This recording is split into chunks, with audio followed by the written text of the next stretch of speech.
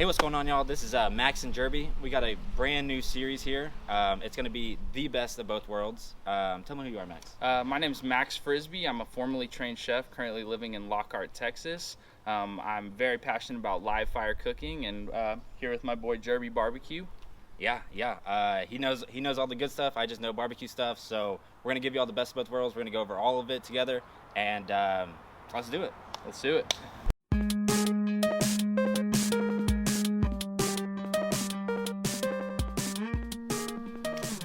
Alrighty, y'all. Let's get into it. Max, tell them what's up. All right, today we're going to do a little bit of fajita action. We're going to start off with a wet marinade. So the ingredients of that: a little bit of fish sauce, some Mexican lager, lime, orange, and that's it for the wet marinade. And then we'll go into the dry marinade a little later on. Today we've got the 44 Farms flank steak, right? Yep. Okay, cool.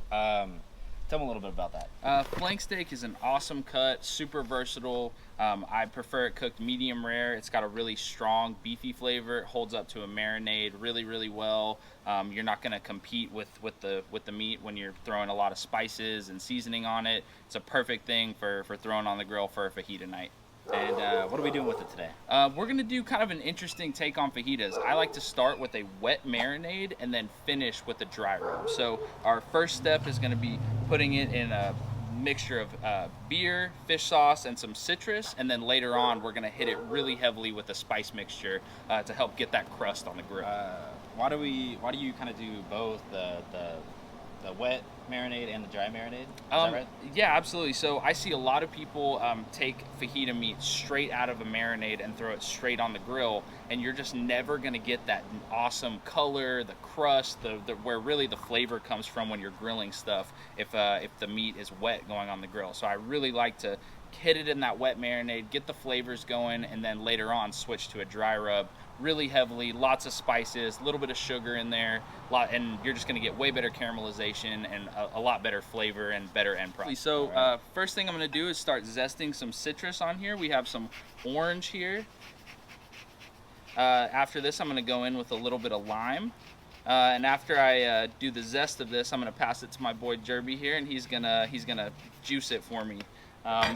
So yeah, we'll do a little bit of orange. Yeah, so just cut it in half. Yeah, just right in half. Squeeze it on there. Seeds on there, totally fine. Like this is all gonna get taken out and patted off. So this is awesome.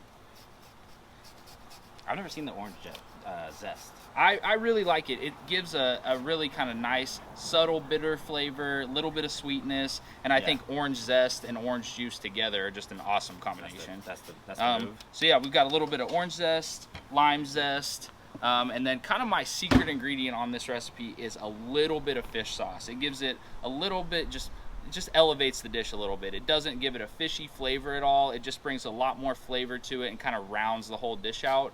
It's really kind of a must-have. You can find it at any store. It's very affordable, and I think it just completely elevates the dish to a totally different level. Nice. Gotta have some beer in it. We're making fajitas. Yeah, absolutely. It has to be a tall boy too, of course. So yeah, we're gonna just start putting all this stuff on here. So I'll go with just a little bit of fish sauce, like nothing crazy. You don't want to taste the fish sauce in the end. You really just want to have it be an addition of flavor. Just a bit. Absolutely. Not too fishy. Yeah. So if you want to just start going on this open. Yep. And I squeeze all this in there. Mm-hmm. I'll follow you with these oranges. Perfect.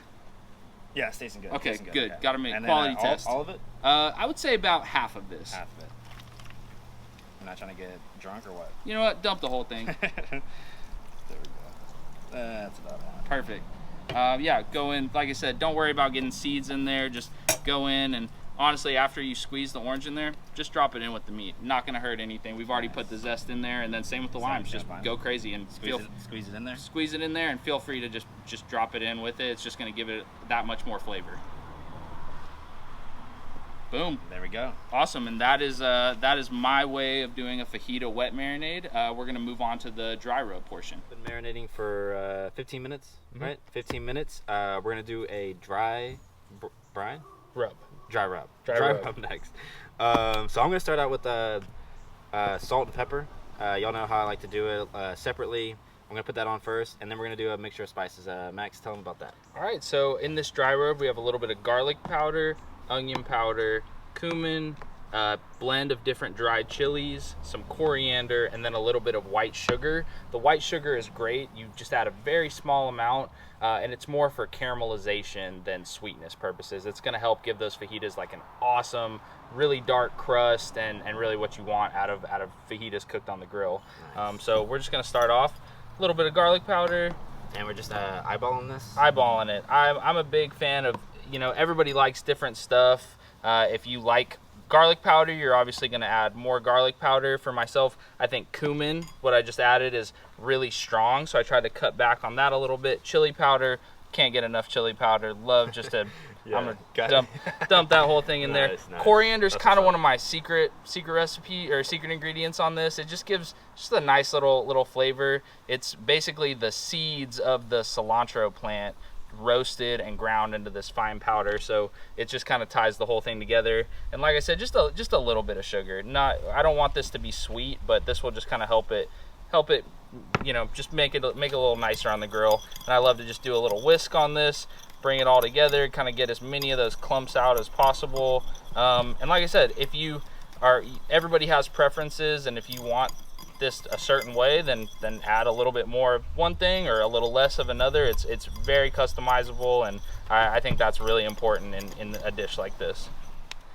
All right, y'all, we have our wet marinade and our dry rub ready to go. We're gonna go ahead and start this fire. Let's go. Let's get it.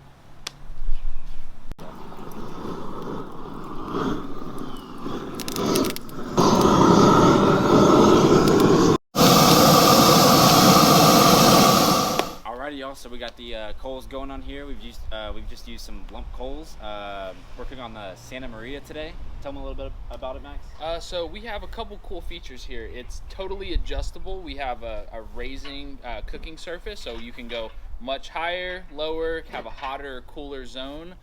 The interior of this grill is lined with fire brick, so really great heat retention, lots of ambient heat, just creates a really controlled, hot environment for cooking.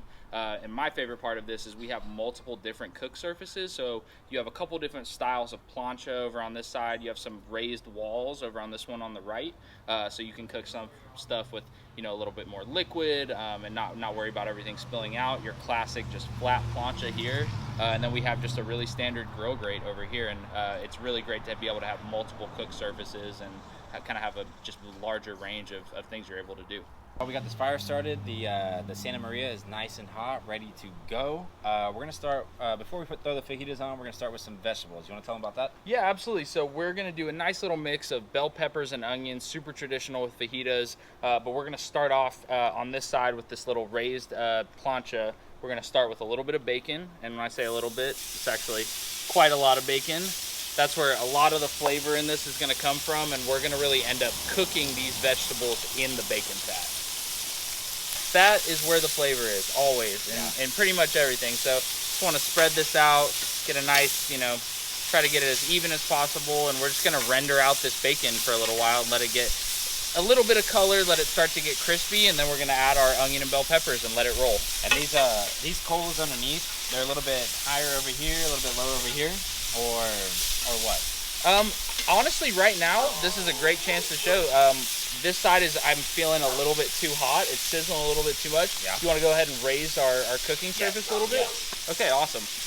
Yeah, it's I can tell I put the bacon down. It's sizzling a little more than I would like. I think it's going to cook a little too quickly, so we're raising it up a little bit, and this is where the control of this Santa Maria grill comes really into effect, because we basically just turned our burner down without having to adjust the fire at all. We just went ahead and raised the whole cook surface. That's looking good. And it's kind of calm.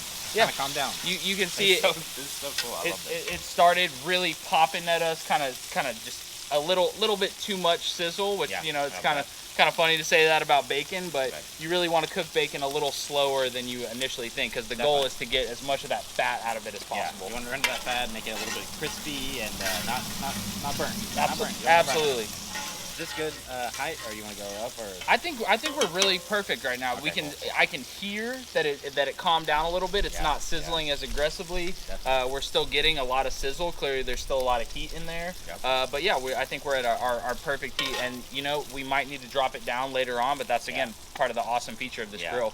Drop it right back down on the coals. I love this thing. Beautiful. So It's super easy. Just putting some coals in, you know, adjusting the height. Like, so I mean, so cool. you're able to raise and lower this massive grill grate with one hand on the side. That's cool. Fantastic. So cool. Alrighty, y'all. This bacon is all cooked down. It took about like, what do you think, like 10? I'd say 5 to 10 minutes, kind of depending on your heat. But you can see down in here, the bacon's got a nice color on it. It's not burnt at all. It's just got a nice golden brown, and you can see all this fat that's down in here. That's kind of the goal. We're cooking a lot of vegetables, so we want a good amount of fat in there. So, and Johnny, dump them. Let's see. We got the white onions, or purple onions, or red onions. Red onions, white onions. And then a couple different kinds of bell peppers. Okay, the red and the orange. And I'm just gonna dump this right in? Yeah, dump it. Boom. And what are we cooking them till? I like to get them to where they're softened, but I don't want it to just melt away. I want you to still, when you eat this, I want it to, a texture? Yeah, I want it to still be an onion. I want it to still be a bell pepper, and someone to eat that and still, you know, get that while they're eating it. I really want to try to get the bacon worked in. Another thing that's cool about adding all these vegetables in is if you're worried about your bacon getting overcooked, these vegetables are so cold comparatively to this really hot pan, so we're pretty much stopping the cooking of the bacon as soon as we add all these vegetables in. Alrighty, y'all, it is time to season this up. I'm just gonna take it right out of here. Got some paper towels for you, Johnny? Got some paper towels. Just kind of dry it off a little bit, right? Just kind of pat it dry. It doesn't need to be completely dry, but it'll just help it get more color on the grill that way. Just a little bit. And then y'all seen me do this before, but I'm just gonna do it a little separated. We're gonna do it with the pepper and the salt, and then we're gonna hit it with the mixture of the other rubs or the other seasonings. How much pepper do you usually like on this? I like to go pretty crazy. I think pretty heavy? anything you're throwing on the grill, I never mind a good amount of that black pepper flavor for sure. Nice.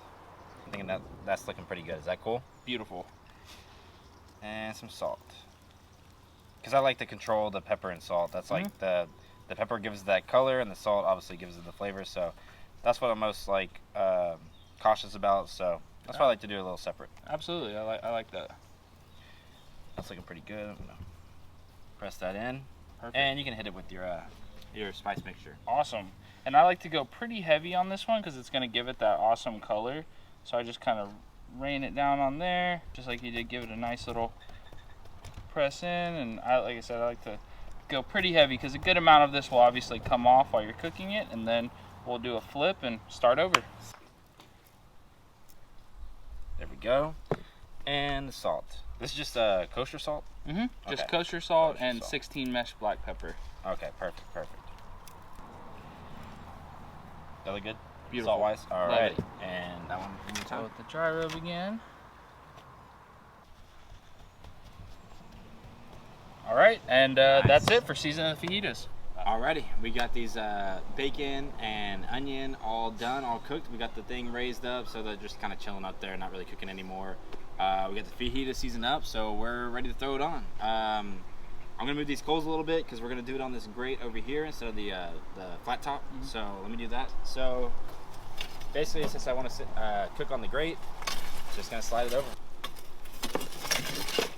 I want to move them all, right? Yeah, I think everything's done cooking except for our fajita, so we're ready to go on this. Grate back down again.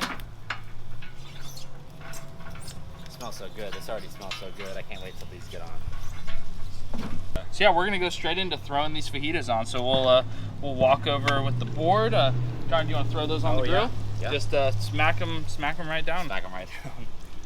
Right there. Beautiful, and you can hear that little bit of sizzle when they hit the grill. Yeah, that's a good sign. And now we're cooking. Alrighty, so these have been on for about 5 or 6 minutes on this side. They've shrunk a lot. Absolutely. I didn't know they were gonna do that. They shrunk a lot. So so they're ready to flip, right? Yeah, absolutely. All right, awesome. That's exactly what we're looking for. Good amount of char, but still, you know, lots of nice, just brown beef in there. I'm excited about that. That's looking really good, and it's smelling really good.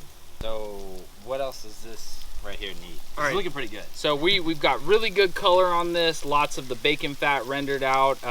It's got really good sweetness developing. Our beef here is almost done. So my favorite last step to do with this is add a big handful of Oaxaca cheese on top. This is really nice, very good melting cheese, nice and stringy, and it's just gonna kind of settle into that onion pepper mix and just be a really nice addition to the tacos. So I think these are almost done. What are you looking for when you pull these off? I'm looking to hit somewhere between a medium rare and medium on these. Definitely don't want to cook these rare. It's just going to end up being very chewy, not very enjoyable. You really want to take these that extra couple minutes, but it's got a nice like springy texture to it right now. You can see the protein bouncing back really quickly. It's not just kind of indenting when you press on it. So in my opinion, these are ready to pull. So we're going to go ahead and take these off. Nice. Looking super good. And now we're just gonna let them rest for 5 to 8 minutes. Let those juices kind of get back in there. Let this cheese over here keep melting, and then it's taco time.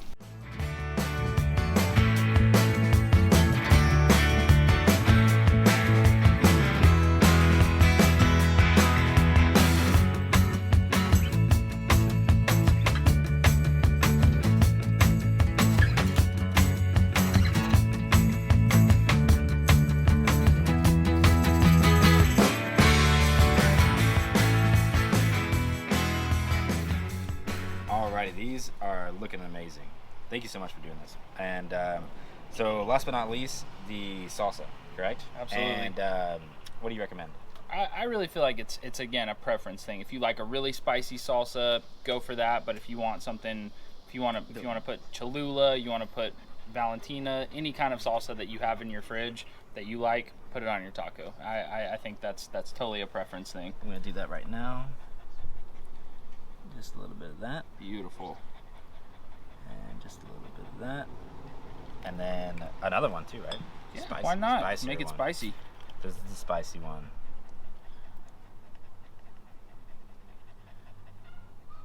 Nice. That's looking so good. Awesome. That's looking very good. And what? Squeeze a little bit of lime on there? Yeah, go for it. You got them perfect. Right there. And right there. Awesome. I think we dive in right now. Yeah, moment of truth. Cheers. Cheers. Thank you so much for doing this. My pleasure. Cheers. I learned a lot. And this is looking really good.